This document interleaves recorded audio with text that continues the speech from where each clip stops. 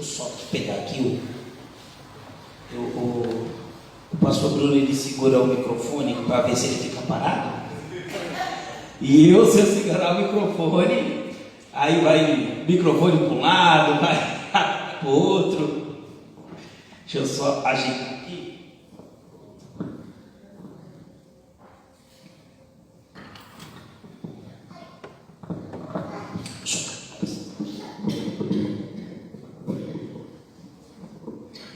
Aí se eu não seguro, pastor Bruno, eu seguro o microfone, eu estou achando que é baqueta.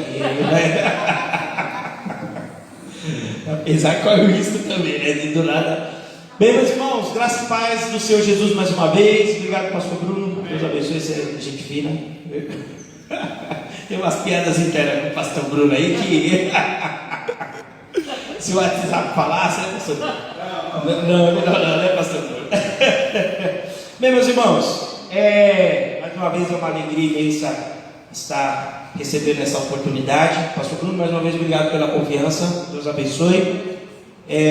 Semana passada eu não pude estar, quero até agradecer os irmãos pelo carinho, pelas mensagens, né? Semana passada foi meu aniversário e acabei não tirando um dia de descanso, né? Eu estava precisando, estava vindo de uma sequência de dias de trabalho e aí acabei tirando o último domingo de descanso, né?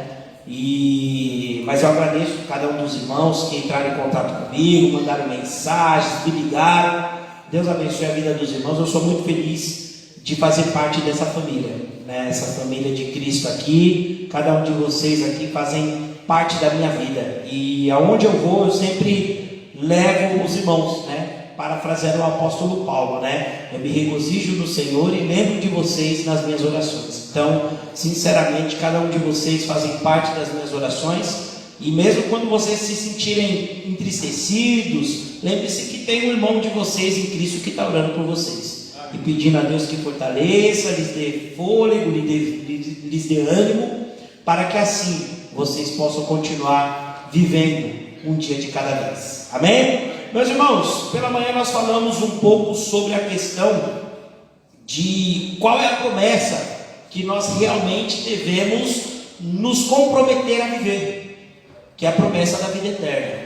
A gente vive de promessas, a gente vive se comprometendo com outras coisas e esquece que nós estamos aqui para fazermos a vontade do Senhor Deus, que a vontade do Senhor Deus tem que ser prevalecida em nossas vidas. E eu meditava, eu estava até conversando com o nosso irmão Edson, uma frase que o irmão Edson me marcou muito, que ele me disse assim: Samuel, eu estava conversando com ele, trocando umas figurinhas sobre alguns projetos, e ele falou: Samuel, o reino de Deus ele é revolucionário. Nossa, o Edson, o reino de Deus é revolucionário. E realmente, o reino de Deus ele é revolucionário. Ele é revolucionário no sentido de que ele vem para tirar algo que está em voga e vem para ser colocado. Ou seja, o reino que está habitando nas nossas vidas naturalmente, que é o reino do pecado, ele sai do comando quando nós aceitamos fazer parte do reino de Deus. O reino de Deus ele é revolucionário tanto que ele, claro, não vai usar pela força para assumir esse papel de agente central nas nossas vidas, mas ele vai assumir, através de uma forma voluntariosa da parte de Deus para conosco, de uma forma generosa da parte de Deus para conosco. Ele vai assumir papel tal na nossa vida que até mesmo os nossos costumes, as nossas filosofias de vida, elas tendem a serem mudadas, porque agora nós fazemos parte do reino de Deus. E aí eu pensei, Edson, nessa sua frase, falei: nossa, que incrível, realmente. O reino de Deus ele vem para mudar, ele traz mudanças até mesmo na nossa forma de ver o mundo, ele traz mudança na nossa forma de se relacionar com o mundo, porque é um reino também da justiça. Esse é o reino da justiça, e quando nós passamos a viver na plena justiça, o que nós queremos? Compartilhar da plena justiça. As injustiças elas não vão mais querer fazer parte da nossa vida. E nós não vamos também querer que as pessoas vivam no reino da injustiça. O reino da injustiça é o reino do pecado. O reino da justiça é o reino de Deus. E o reino de Deus, além de trazer justiça, ele antes de tudo ele traz a reconciliação. As injustiças elas existem porque houve um desequilíbrio natural, mas a justiça ela vem para equiparar e para tirar as fissuras que nos tiram a conciliação com Deus. Outrora nós estávamos desligados de Deus, porém através de seu Filho Cristo Jesus, nós somos ligados, religados a Ele. E hoje, para a sua honra e para a sua glória, nós recebemos a reconciliação através de Cristo Jesus. E isso não são apenas palavras vagas, pensamentos entre dois amigos. É a palavra de Deus que nos respalda para vivermos a justiça de Deus, para vivermos o reino de Deus. E aí eu estava fazendo, fazendo uma pesquisa, estava estudando para esse tema de hoje, que eu vou aqui de forma rápida, tá? Não quero me alongar aqui para os irmãos, tá? Eu pretendo até 11h30 acabar, tá bom? Mas, ó, pastor, como assim? Eu vou assistir o Fantástico hoje, mas de forma rápida, não quero realmente tomar o maior tempo, né? Hoje a nossa programação foi cheia e é normal mesmo que a gente tenha um tempo reduzido, isso está ótimo. Rapidinho a gente vai expor aqui esse texto, mas eu estava fazendo a pesquisa, para esse texto, e eu estava numa das pesquisas, um dos pastores que eu estava consultando, ele fez uma exposição. Durante a exposição que ele estava fazendo, ele estava falando que ele fez uma visita ao Seminário Teológico do Sul, que fica ali no Rio de Janeiro, e a área do Seminário Teológico do Sul, ela antigamente, lá nos séculos XVIII, séculos XIX, ela era uma fazenda, e era uma fazenda de um senhor de escravos. Olha só que interessante, era uma fazenda de um senhor de escravos. Lá por volta dos anos 20, mais ou menos, quando o Seminário do Sul ele foi instituído, a Convenção Batista Brasileira ela fez a compra desse terreno, dessa antiga fazenda. Já não era mais uma fazenda. E o dono daquela fazenda, ele foi proprietário de seres humanos escravizados. Seres humanos que foram trazidos da África para o Brasil para serem escravizados. E lá ainda, eles fizeram de tudo, até hoje, em quase 100 anos, fizeram de tudo para que nem nada daquela estrutura fosse mexida. E esse pastor disse que dentro do próprio seminário, claro, foram adaptadas as salas que tem, capela e tal, mas tem uma área específica, e realmente ele mostrou uma foto nessa exposição dele, tinha uma parede antiga, data de mais de 200 anos, e essa parede, ela estava lá, é uma parede antiga, e justamente de um dos cômodos, aonde essas pessoas escravizadas ficavam ali, dormiam ali. Elas eram colocadas como se fosse um porão. E aquela parede ficou lá por quê? Porque a Convenção Batista Brasileira ela disse assim, na época, e até hoje se mantém: nós vamos manter isso aqui para que nós não nos esqueçamos dessa página trágica que nós vivemos, para que assim nós possamos entender que o reino de Deus é o reino da justiça. Olha só que interessante, pastor Bruno. O reino de Deus é o reino da justiça. Está vendo como é que nós somos capazes das piores atrocidades? Isso sem contar outras coisas, Aí 6 bilhões de judeus mortos. Tem um povo chamado romanes, que são os ciganos, que são mortos, humilhados, caçados, queimados. E fora as outras etnias também que sofrem as suas perseguições. Os cristãos, nossos irmãos cristãos, mundo afora também sofrendo perseguições. E nós somos capazes das piores atrocidades. Mas, graças à bondade de Deus, nós temos o reino da justiça, que é o reino que vem para causar transformação. É o reino que vem para causar uma mudança. Carta de Filemão, você pode abrir aí a sua Bíblia, na carta de Filemão, Paulo a Filemão, Paulo ele está falando justamente com o senhor de escravos, tá? Claro que só um contexto histórico, a escravidão moderna, que é aquela que é começada a ser aplicada a partir do final do século XIV até final do século XIX, essa escravidão, ela não tem a ver com essa escravidão lá dos primeiros séculos da antiguidade. Desde a antiguidade, pessoas eram escravizadas, né? Mas por quê? Muitas vezes eram motivos de submissão de povos, porque os povos, eles acabavam sempre estando em grande expansão, então subjugavam outros povos. Algumas vezes eram até mesmo aquelas questões de pessoas que deviam muito para senhores de terra, então eles acabavam dando a serem escravos para poderem pagar a sua dívida. De certo modo, os escravos da antiguidade, eles não eram cerceados da sua liberdade física.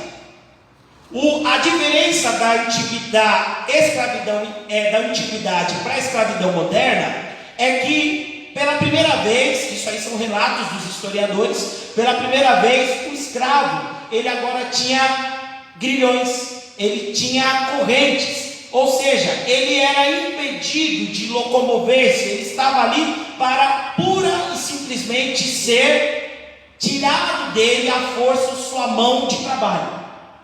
É por isso que as pessoas eram escravizadas. E as pessoas estavam sendo escravizadas sob a desculpa de que eles eram, pela cor da sua pele, eles eram amaldiçoados. Isso aí são também relatos históricos.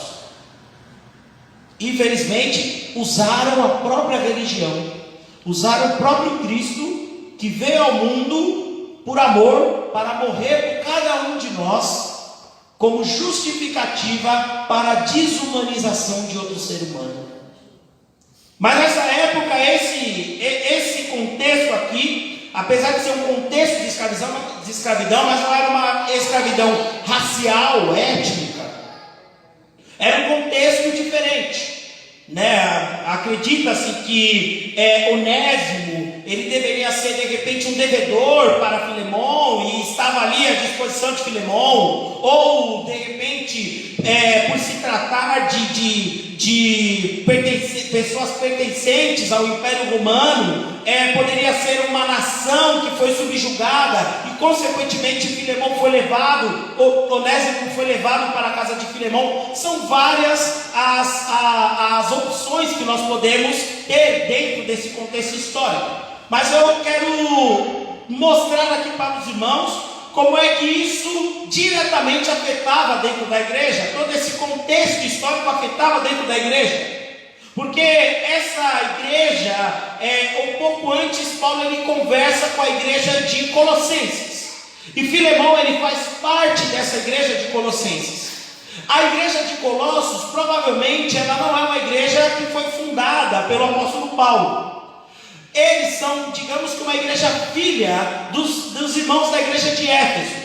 E provavelmente Filemão conhece Paulo em Éfeso. Então ele é um dos fundadores que vão para a sua cidade de Colossos e lá eles instituem uma nova igreja. Não é à toa que a carta de Paulo aos Colossos é uma carta que ele coloca para ser lida em igrejas da região, seja as igrejas de Colossos, Éfeso e Laodiceia. Pois bem, chegando aqui nesse contexto, nós temos Filemão. Filemão então é um senhor de escravos, provavelmente deveria ser um senhor rico, dono de terras. E aqui ele tem um servo chamado Onésimo. Onésimo, ele tem um nome que significa o útil, o servo, alguém que serve. E dentro desse contexto aqui do único capítulo dessa epístola, nós vemos que Onésimo, ele causa algum agravo ao seu senhor Filemão. E aí ele, dentro desse agravo, ele pode ter sido, os historiadores, teólogos, eles estipulam que pode, de repente, Onésimo ter simplesmente roubado do seu senhor, ou alguns historiadores, teólogos, também estipulam que, de repente, Onésimo foi encarregado de ir até Paulo na sua prisão e levar ajudas, mantimentos, recursos da parte de Filemão para Paulo. Porém, chegando lá, Onésimo desviou desses recursos, ou Onésimo estendeu a sua estadia, e isso pode também ter causado uma espécie de desobediência para com o seu Senhor. São várias as opções, mas o que eu quero chamar a atenção é que dentro da igreja existe um homem que tem escravos. E aí, como que nós vamos abordar essa questão?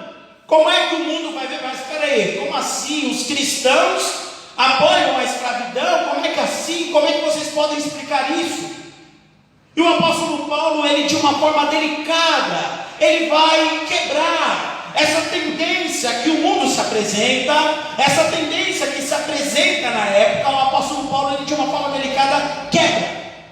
De repente, poderia o apóstolo Paulo estar sendo até questionado: Paulo, como é que nós faremos com os senhores de escravos que se converteram ao cristianismo?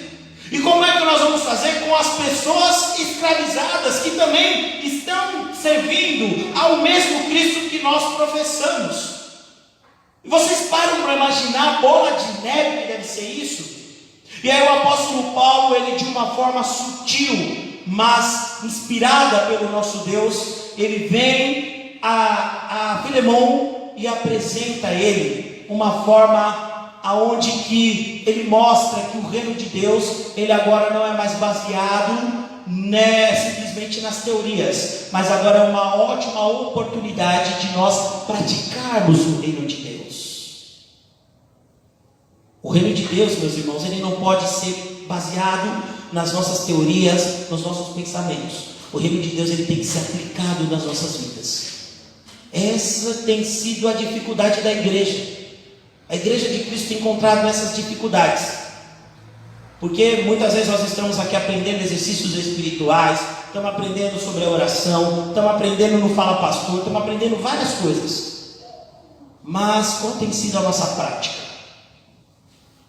Será que realmente nós estamos pregando sobre o reino da justiça? E dentro desse reino da justiça impera algo que é irrevogável, que é o perdão de Deus. E dentro do perdão de Deus existem dois caminhos para quem resolve servir ao reino de Deus. Dois caminhos também irrevogáveis: perdoar e ser perdoado. Se nós queremos mostrar a nossa prática ao mundo, nós precisamos aprender a perdoar e ser perdoado. E olhando para esse texto rapidamente, que eu quero chegar no ponto, é justamente que eu encontro essas duas vias irrevogáveis para a vida do cristão. Se nós queremos de repente causar uma transformação, nós precisamos nos atentar para o que a palavra de Deus está nos dizendo. Nós muitas vezes queremos causar essa transformação por vias que infelizmente passam longe de Cristo Jesus. Nós queremos causar esse impacto de forma aonde que Cristo Jesus, ele não é o centro de todas as coisas.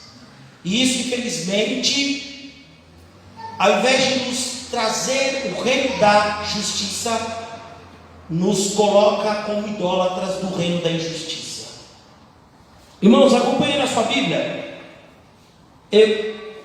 versículo 8 da carta de Filemão: pelo que ainda tenha em Cristo grande gozo, grande confiança, para te mandar o que te convém, todavia peço-te antes por caridade, sendo eu tal como sou, Paulo, velho, e também agora prisioneiro de Jesus Cristo, peço-te por meu filho Onésimo, que gerei nas minhas prisões, o qual noutro tempo te foi inútil, mas agora a ti e a mim muito é útil. Eu te tornei a enviar, e tu torna a recebê-lo como as minhas entranhas. Eu bem o quisera conservar comigo, para que por ti me servisse nas prisões do Evangelho, mas nada quis fazer sem o seu parecer, para que o teu benefício não fosse como por força, mas voluntário. Versículo 15: porque bem pode ser que ele se tenha separado de ti por algum tempo, para que o retivesses para mim, não já como servo, antes mais do que servo, como irmão amado particularmente de mim, e quanto mais de ti, assim na carne como no Senhor. Assim, pois, se me tens por companheiro, recebe-o como a mim mesmo. E se fez algum dano, ou te deve alguma coisa, põe isso à minha conta. Eu, Paulo, da minha própria mão o escrevi, eu pagarei, para te não dizer que ainda mesmo a ti próprio a mim te deves. Sim, irmão, eu me regozijarei de ti no Senhor. Recreia as minhas entranhas no Senhor. Escrevi-te confiado na tua obediência, sabendo que ainda farás mais do que digo. Então, este é o ponto central dessa carta. O apóstolo Paulo, ele está falando com Filemão sobre Onésimo, falando: olha, Onésimo, é o seguinte, eu estou enviando Onésimo de volta a você. Eu poderia muito bem ter segurado Onésimo aqui comigo. Eu sei que você de repente poderia ter deixado ele ficar aqui comigo, mas também sei que Onésimo tem uma pendência com você. E aí eu vou mandar Onésimo para você, porque se for para ele ficar aqui comigo, eu quero que você deixe ele voluntariosamente. E eu sei que você é o Senhor dele, mas eu não quero quebrar a sua autoridade. Porém, é bom você entender que quando Onésimo chegar aí, claro, você tem a lei, você tem o direito de poder aplicar em Onésimo, de repente, uma tortura, uma surra, uma prisão, até a morte. Mas lembre-se que agora quem está indo até você não é mais o seu escravo, é agora o seu irmão. Assim como Onésimo também é o meu irmão, assim como eu também sou seu irmão. O apóstolo Paulo, ele começa quebrando toda essa situação, toda essa condução social. O apóstolo Paulo quebra, porque ele traz à tona que, olha, Onésimo, ele até lhe foi como inútil, mas agora ele é útil. Por que Onésimo é útil a você? Porque agora ele é seu irmão em Cristo. Diante do mundo ele é inútil. Por quê? Porque ele é um escravo que, além de ter te causado um desagravo, ainda por cima fugiu de você. Mas ele agora tem utilidade, porque ele agora é seu irmão em Cristo. O melhor de tudo, Onésimo se arrependeu do que fez contra você, e agora ele está indo disposto a se reconciliar com você, para que assim possa então quebrar tudo aquilo que atrapalhou entre vocês dois.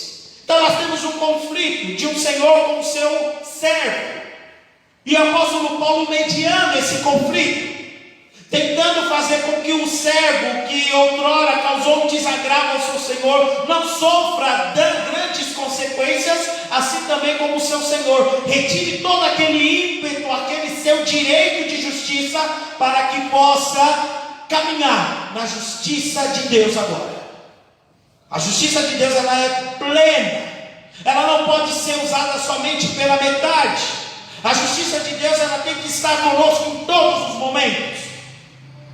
Nós não devemos andar na justiça de Deus somente quando é o nosso direito. Nós temos que andar na justiça de Deus também quando são os nossos deveres. E muitas vezes nós estamos somente requerendo aquilo que vai nos favorecer, esquecemos daquilo que de repente pode favorecer o próximo, ou de repente que possa nos tirar do nosso pedestal. Eu estou falando do reino de Deus essa noite. Eu estou falando do reino da justiça. O apóstolo Paulo está falando desse reino da justiça, que agora não existe mais o servo e não existe mais o senhor, que não existe mais o bárbaro e não existe o judeu ou o grego, que não existe mais o preto, o branco, o rico ou o pobre, mas que todos agora diante de Deus são um só. Esse é o reino de Deus, o reino que vem para causar transformações, o reino que vem para vivenciar de revoluções, mas não à base da força, à base do direito, mas sim na base do arrependimento, do perdão. E são duas vias irrevogáveis na nossa vida: o perdão e ser perdoado. Por muitas vezes a gente ainda se justifica. Mas aquela pessoa falou daquela forma para mim. Mas olha só, aquele dia você agiu desse jeito comigo. Eu acho que eu tenho o meu direito de falar com você dessa forma, de agir com você dessa forma. Mas que servo de Deus que nós somos, que deixamos de agir conforme o nosso próprio Senhor Jesus Cristo, que chega ali e fala para Pedro: olha Pedro, perdoa. Mas Senhor, quantas vezes? Até 70 vezes 7, perdoa infinitas vezes, mas perdoa. O próprio Senhor Jesus Cristo, que também dá o perdão: Pai, perdoa-lhes, pois eles não sabem o que fazem. O reino de Deus, ele é baseado nisso. Ele não é baseado em outras coisas. O problema é que a gente está querendo falar de reino de Deus, atrelando ele a outras coisas. Tem gente que está atrelando o reino de Deus à política. Tem gente que está atrelando o reino de Deus a futebol. Tem gente que está atrelando o reino de Deus a concepções de visão de mundo. Não. O reino de Deus, ele é muito maior do que isso. O reino de Deus, ele não se encaixa nas coisas que vão se passar, porque esse reino é o reino eterno. É o reino que faz das nossas vidas, faz de nós pessoas que busquem viver as nossas vidas de uma forma ansiosa por justiça. Pessoas que fazem de tudo para serem justas, desde a mínima situação até a mais grave de todas elas. Esse é o reino de Deus. É um caminho irrevogável. Nós temos aqui um servo que precisa ser perdoado, e nós temos aqui um Senhor que precisa perdoar. Imagina só como é que era a vergonha ou medo de Onésimo de ir até Filemão, retornar ali, passar pelo vilarejo, as pessoas olhando para ele. Lembra, pastor Bruno, o Chavinho lá na vila? Ladrão, né? Que ele vai embora da vila. Que aí ele fala: olha, mas aí eu cheguei lá e falei com o padre e tal. Imagina só o Onésimo retornando, sob as acusações, sob o medo. Aqui, o apóstolo Paulo, aqui ele prepara. Veja aqui, versículos, a partir do versículo 9: todavia peço-te por caridade, que sendo eu, tal como sou, Paulo velho, e também agora o prisioneiro de Jesus, peço-te por meu filho Onésimo, que gerei nas prisões. O apóstolo Paulo, ele fala: olha, pelo amor, por amor, eu te peço, porque eu estive com Onésimo nas prisões, e Onésimo esteve aqui comigo, e eu posso te garantir que, olha, ele é meu filho em Cristo Jesus. Por amor, para perdoar, é necessário que nós tenhamos amor. Mas não é qualquer tipo de amor. Não é o amor que o mundo ele nos apresenta, o amor vazio. É o amor de Cristo Jesus. É um amor que é incondicional. É um amor que ele não apresenta barreiras, pedágios, não apresenta dificuldades, obstáculos para ser lançado ao próximo. É um amor que simplesmente gera perdão. É um amor que simplesmente faz com que nós passemos a nos colocar no lugar do outro. Esse é o amor que Cristo Jesus quer que nós usemos para que nós possamos perdoar. E aí, o apóstolo Paulo ele avança aqui, no qual no outro tempo ele foi inútil, mas agora a ti a mim é muito útil, eu tomei a enviar e tu torna a recebê-lo.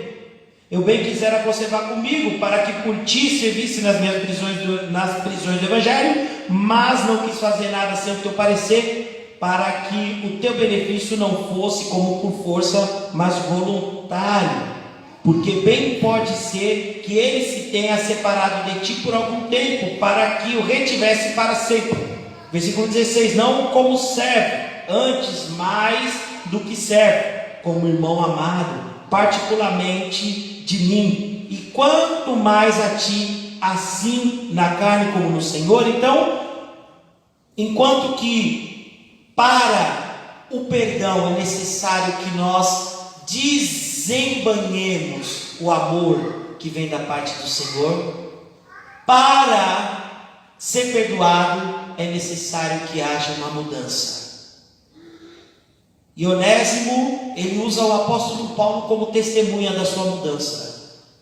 Eu imagino um Onésimo chegando lá revoltado, chegando lá uma cabeça totalmente contra qualquer princípio do reino de Deus, e saindo daquela prisão totalmente modificado, mudado, disposto a ser perdoado. Porque infelizmente também tem pessoas que não estão dispostas a ser perdoadas também. Tem gente que fala, olha, eu sei que de repente eu errei, pisei na bola, mas isso, sabe, mesmo assim, eu acho que na minha visão, eu não errei.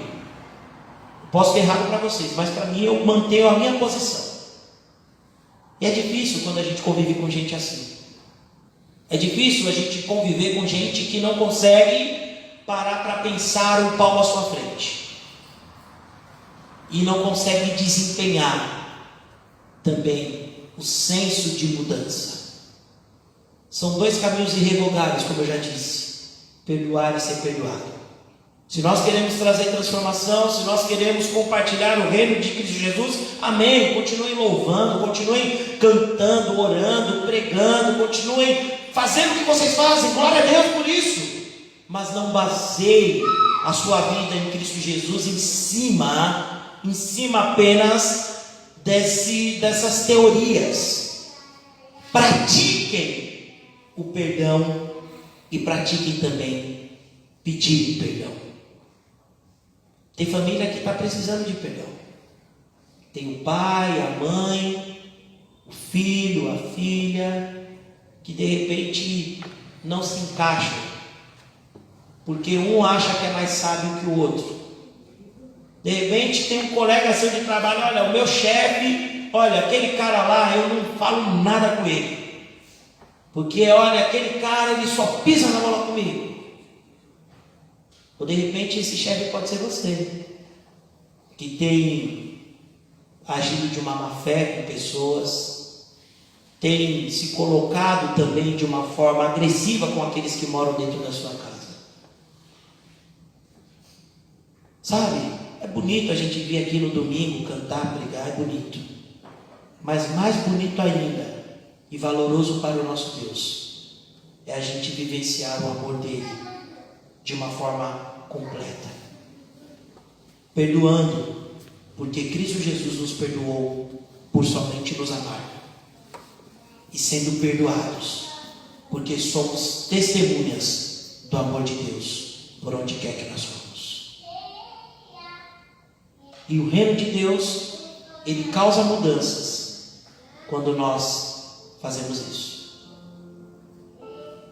Você pode ser quem você é. Socialmente falando, você tem o seu direito de pertencer à sua tribo. Mas, para viver o reino de Deus, é necessário viver dentro da justiça de Deus. E a justiça consiste em perdoar e ser perdoado, em ser humilde, em amar o próximo como a ti mesmo, em ser humilde e chegar diante de Deus e dizer, assim como o apóstolo João, fazer aquilo que o apóstolo João nos diz: se confessar os vossos pecados, ele é fiel e justo para nos perdoar de toda a iniquidade. Irmãos, são dois caminhos irrevogáveis, não tem mais volta. Se você escolheu servir ao reino de Deus, hoje, nessa noite, abre o seu coração. De repente você está precisando perdoar. De repente você está precisando ser perdoado. Se hoje ouvires a voz do Senhor, não endureçais os vossos corações. O Senhor Jesus está à porta. Ele quer muito ter comunhão com você. para isso é necessário viver o seu reino de justiça. É o reino da eternidade, mas que começa aqui, na sua vida, na sua família, no seu trabalho, por onde você for.